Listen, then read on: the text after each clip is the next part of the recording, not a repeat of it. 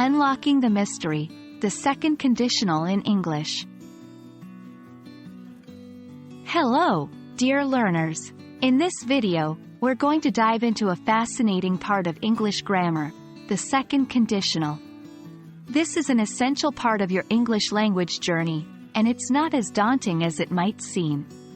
We'll break it down into manageable parts and practice examples, so by the end of this video, you'll have a firm grasp on how to use the second conditional like a pro. Let's get started with what the second conditional actually is. The second conditional is a structure used to talk about events that are unlikely to happen, or hypothetical situations. We use it to imagine a different reality or express a wish about a situation that might not be real right now. The structure of a second conditional sentence is if plus past simple, would plus verb, base form. Now that we know what the second conditional is, let's discuss when we use it. We mainly use the second conditional to talk about unreal or improbable situations. These can be things that we think are unlikely to happen in the future, or imaginary situations. Remember, it's all about expressing scenarios that are not part of our current reality. In this section, we're going to look at how to form sentences using the second conditional. The formula is pretty straightforward.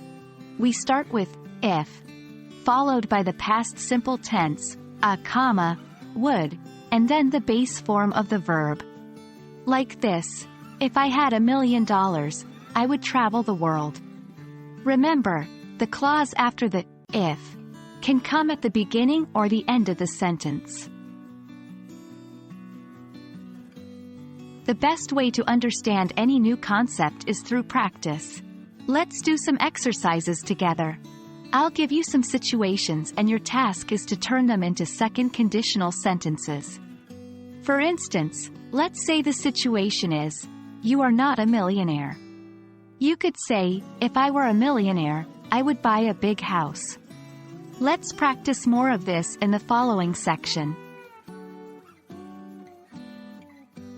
And that's a wrap on the second conditional. Remember, it's a way to talk about unreal or improbable situations. It might seem tricky at first, but with practice, it'll become second nature. Keep practicing and you'll soon be using the second conditional fluently in your conversations. Thank you for joining us on this English language journey, and as always, keep learning, keep practicing, and keep speaking English confidently.